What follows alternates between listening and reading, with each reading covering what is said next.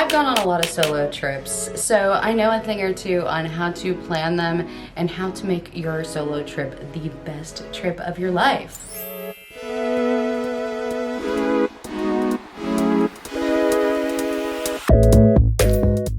Hi, my name is Elaini, if you don't know me, or the Real Elaini.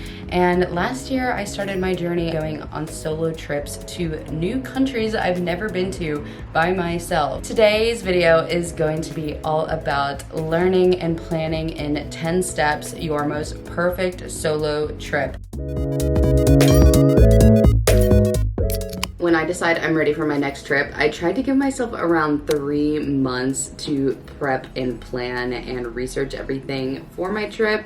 I think 3 months is a good amount of time to do all of your 10 steps and be prepared for your trip.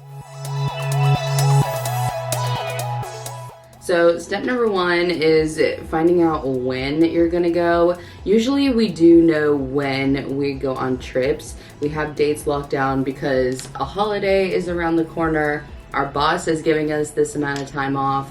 So we know when we want to go on a trip, but where are we going? 4 things I consider when it comes to places I want to go. I consider safety, especially as a solo woman. I consider the food because I'm a big foodie and I love traveling for food. I consider the ease of travel, so do they have good subway systems and easy, cheap ways to get around? And is it affordable? Is it a place that I won't spend as much money? Will it fit into my budget that I have? A quick Google search can help a lot with deciding where to go. Let's say we have 2 weeks off in June. Where to travel in June? Here you can see there's Italy, Greece, Norway, Croatia, Thailand, Bali, Peru, Canada. So for me, being in Chiang Mai, Thailand, I would pick Indonesia, Bali. I would love to go to Bali. It's the dry season and perfect for surfing and exploring. So that would be so cool. While researching, my favorite app to use is Google Maps. I love Google Maps. And I love adding folders onto Google Maps. Here you can see my list of all different cities and countries that I want to travel to or have been, where I save different things to do, and I can always refer back to my list to see different restaurants I've been to, give other people recommendations.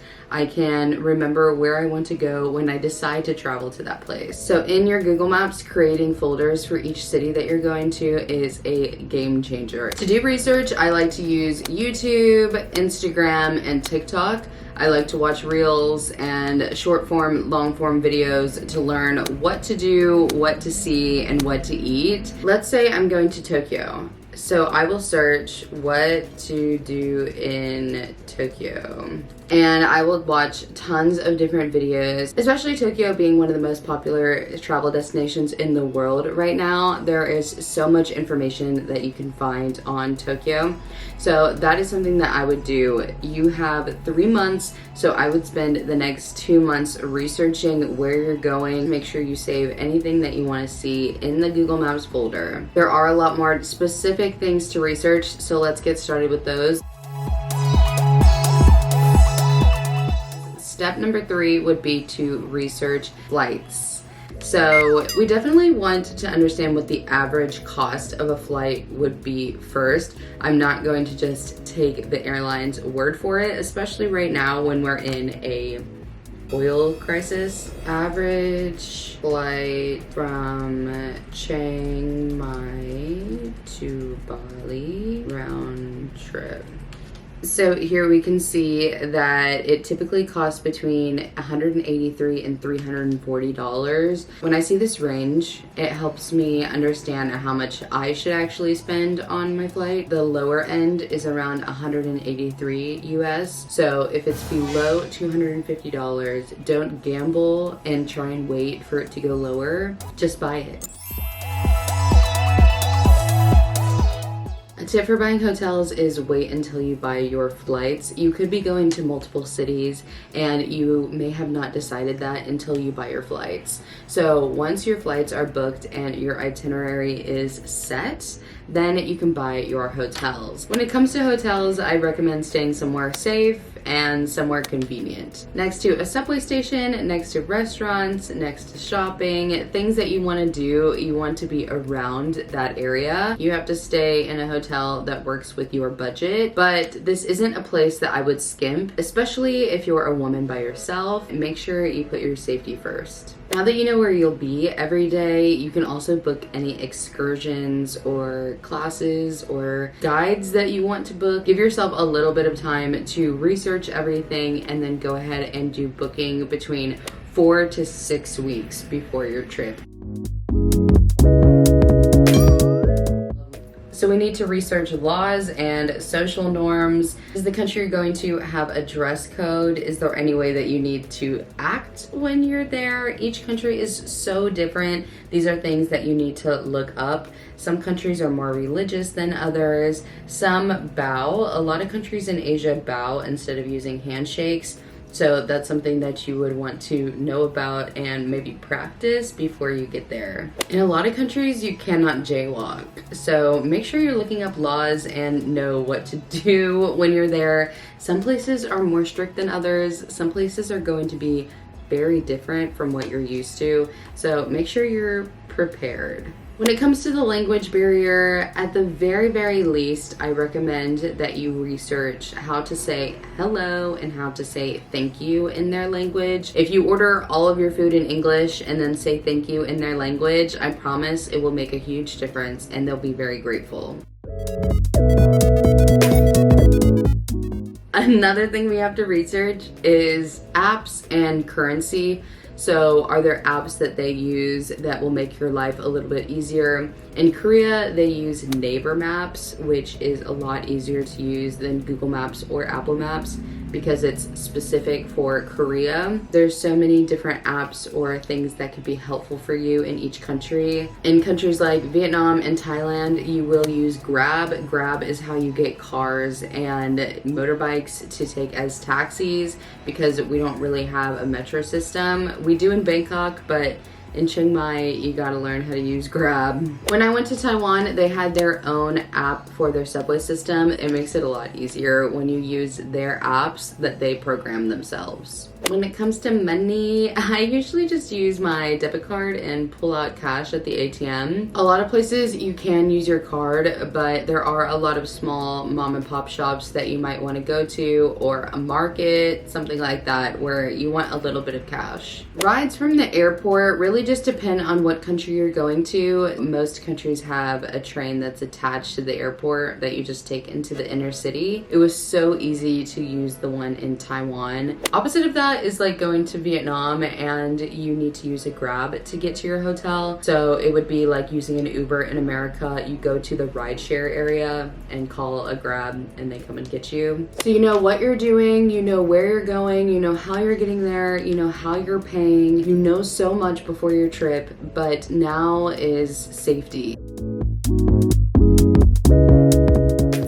Safety is very important, especially when you are on a solo trip. I recommend researching where the embassy and the consulate is of your country. Where is it? And make sure you add it to your Google Maps folder. So in case something happens, you know exactly where to go to get help. Make sure you tell your friends and family before you go. Give them all of your flight information and your hotel information. Make sure that you text somebody at least once a day to let them know that you are okay. And make sure that your phone is charged, okay? That is such a big thing that you need to make sure, is that your phone is always charged, and bring a portable charger just in case.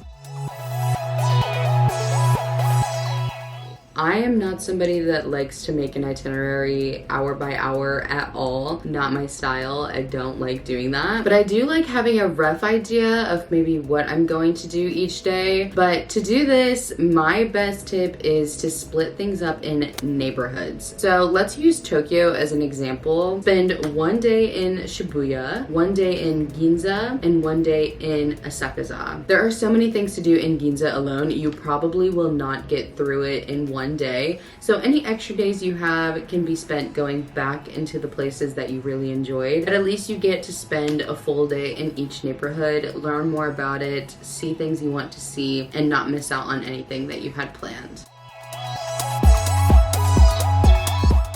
When it comes to the luggage type, it really just depends on what kind of trip you're going on. I love my Lululemon pack. My belt bag from Lululemon is my favorite. I wear it pretty much every day, especially when I'm traveling. Most airlines don't even count it as an extra bag. It has everything I need and it's super accessible. Patagonia crossbody bag. This bag is great. There's so many things you can hold in there. It's not too big, but not too small. I would say a backpack, Patagonia crossbody, and the Lululemon belt bag. Those are 3 great day bags, either a check-in suitcase or a carry-on suitcase. So 1 bag in 1 suitcase. It depends on how much space you want to have. A backpack and a carry-on. That's one of my favorites. Guys, we're on step number 10. I cannot believe it. This last step can be done at the airport, literally when you're waiting to get on your flight. So you're gonna use this app called Air Alo, and you're gonna download an eSIM, and that is how you are going to get on the internet and have internet access when you are abroad. I highly, highly recommend using this. Just download this app, download your eSIM, you turn off your cellular data for your home country, and you turn on the cellular data for the country you're in. It's so easy to get packages for as long as you're going to be there and as many gigabytes as you want. I have a code right here. Use this code to get $3 off your first time using Air Alo. Okay guys, that is my 10 steps on how to plan the most perfect solo or not solo trip. Honestly, this is just a simple guide to go through these 10 steps to make sure that you have the perfect trip. I want to make sure that you are well prepared. It may seem like a lot, but I promise you being prepared will help you have a better trip. So go have the best trip of your life, and I will see you next time. Bye.